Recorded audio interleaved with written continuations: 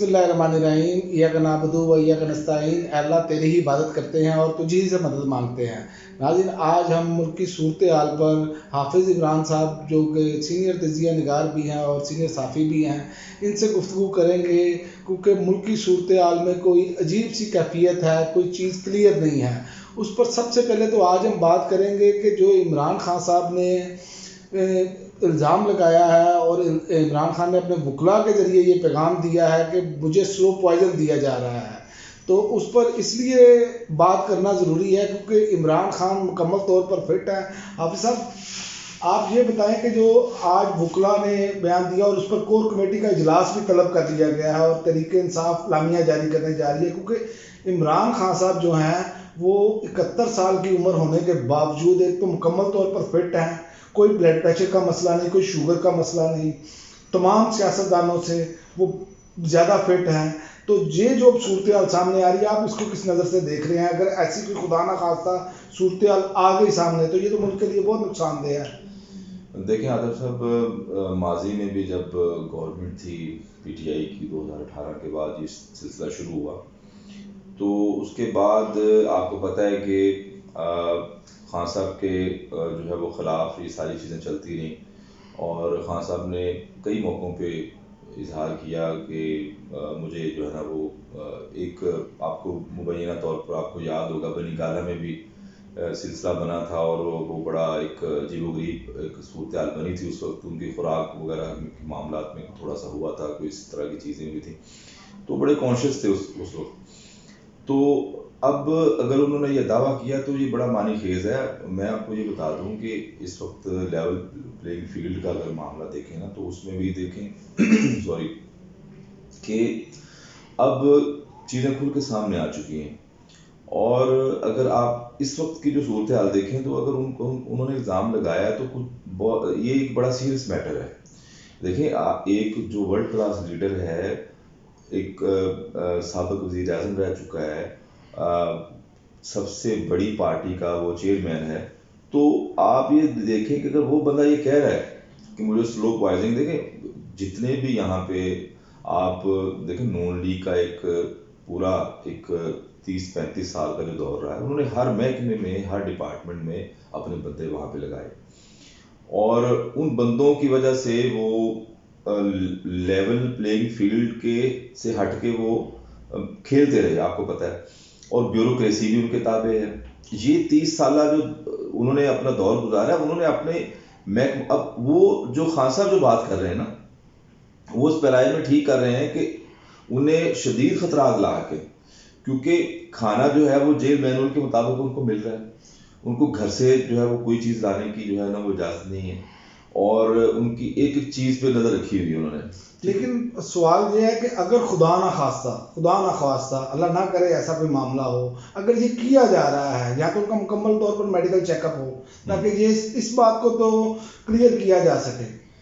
देखिए, तिब्बी सहूलतें तो मेरे ख्याल से उनको अगर ये प्रोवाइड करें और उनका एक टोटल उनका कोई बॉडी का एग्जामिन हो तो फिर पता चल सके कि ये क्या मामला, और ये करना चाहिए अगर निगरान हुकूमत ये समझती है कि उसको वो अपने आप को गैर जानबदार अपना वो एक एक्सपोज करना चाहती है, एक्सप्लोर करना चाहती है, तो उसको चाहिए कि इन जो इल्ज़ामात हैं, देखिए आपके सामने एक सबसे बड़ी लार्जेस्ट पार्टी जो है सियासी पार्टी, उसका एक चेयरमैन कह रहा है कि जनाब मुझे फूड पॉइजनिंग जो है वो स्लो पॉइजनिंग दे रहे हैं, तो आप तहकीकात करें, चूँकि इनसे कुछ बईद नहीं है। ये जो आप जिनकी जी ऐसे ही नहीं, खोसा साहब ने जस्टिस खोसा साहब ने इनको सिसिलियन माफिया कहा था, ये अपने इक़्तिदार के लिए कुछ भी कर सकते हैं। लेकिन एक वो आपने निगरान हुकूमत की बात की, तो निगरान वज़ीर आज़म साहब जो है वो कल लंदन गए और वहाँ पर तलबा व तालिबात के जो सवालात थे वो बड़े अग्रेसिव थे, बजाय उन्होंने उनको मुतमईन करने के जो उनका रवैया था, तो क्या आप समझते हैं कि निगरान जो जिस तरह का तर्ज अमल है इनका, और दूसरी एक और बात साथ ऐड करते गए निगरान के वादे से, हमारे यहाँ जो पंजाब निगरान हुकूमत है, अब आप देख लें कि लाहौर में हर अंडरपास की टाइलें उखाड़ करने से एक बाकायदा दिहाड़ी प्रोग्राम शुरू है। क्या अदारों को इस पर हरकत में नहीं आना चाहिए था? जो निगरान हुकूमत के काम हैं वो तो वो कर नहीं रहे, चाहे वो सूबाई हो, चाहे वो वफाकी हो, लेकिन दूसरी जानिब आप देख लें इंतखाबात के हवाले से उन्होंने सवालात किए, ये सारा कुछ आपके सामने है। आप क्या देख रहे हैं कि क्या अगर ये इलेक्शन होते हैं, कोई नई हुकूमत आती है, तो क्या जिन्होंने आइन की ये खिलाफ वर्जी की है उनके खिलाफ कार्रवाई होगी? पहले मैं आपका जो सवाल है काकड़ साहब के हवाले से, हमारे जो निगरान वज़ीर आज़म हैं उनके हवाले से सवाल है आपका। देखें, फ़र्क थोड़ा सा देखें, सेलेक्ट जो बंदा होता है उसमें और इलेक्ट जो बंदा होता है उसमें। अगर यही लम्स पे अगर इमरान खान साहब जब स्पीच करते हैं या किसी भी इदारे में, तालीमी इदारे में जाके, तो आपको पता है कि वहाँ पे बैठने की जगह नहीं मिलती लोगों को, एक जमे गफीर होता है।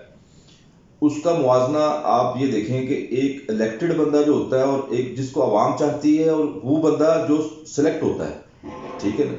ये बेसिकली मैं इदारों को कुछ नहीं कहूँगा, क्योंकि सिलेक्शन जो है अगर आपकी कर दी गई है, आपको एक मुल्क का इतना बड़ा वज़ीर आज़म आपको बना दिया गया है, आपको एक अल्लाह ताला ने इतना बड़ा रुतबा अता कर दिया है, तो उसका पास तो कर लें यार। आप कभी जाके आप ये बात करें ये इनके साथ होना था, उसकी बहुत सारी वजूहात हैं।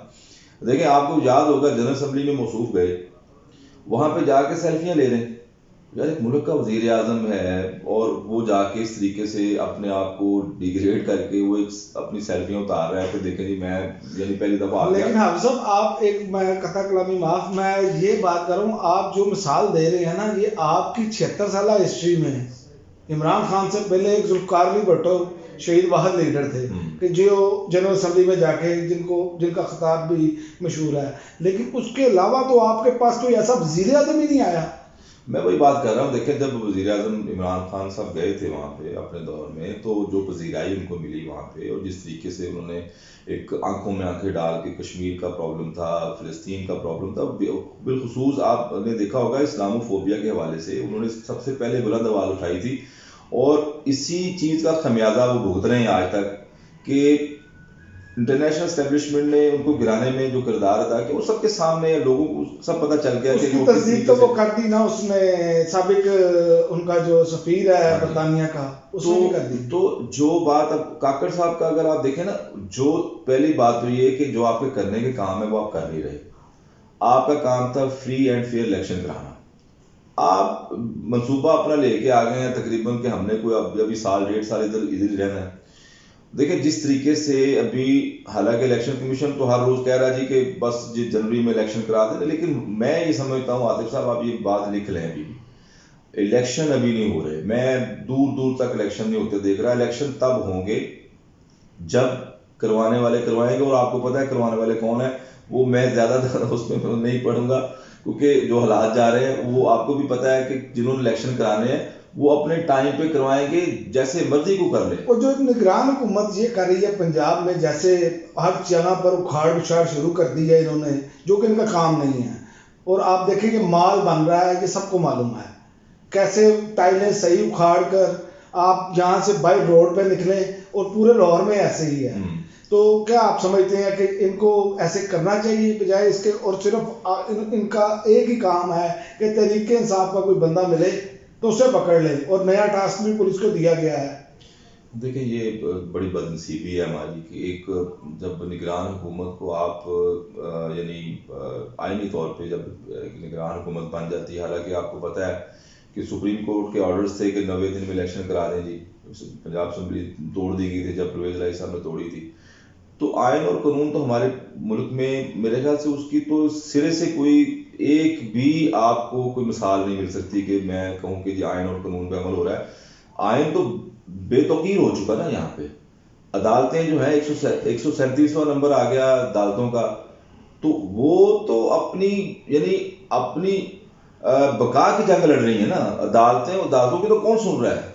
90 दिन का आपको पता है कि टाइम था, किसने कराया इलेक्शन, नहीं हुआ ना। लेकिन एक बात आप देखें ना कि इमरान खान को इस बारे में पहले से मालूम था, लंदन मुआहदे के बारे में, और मेरी जो खबर है वो ये बता रहा हूँ मैं आपको कि इमरान खान उसको ओपन करने जा रहे हैं। ये अभी तो हर जगह पे डिवाइस लगी है, वो किसी टाइम भी इस मुआहदे को मंजर आम पर ले आएंगे, तो फिर क्या सिनेरियो बनेगा।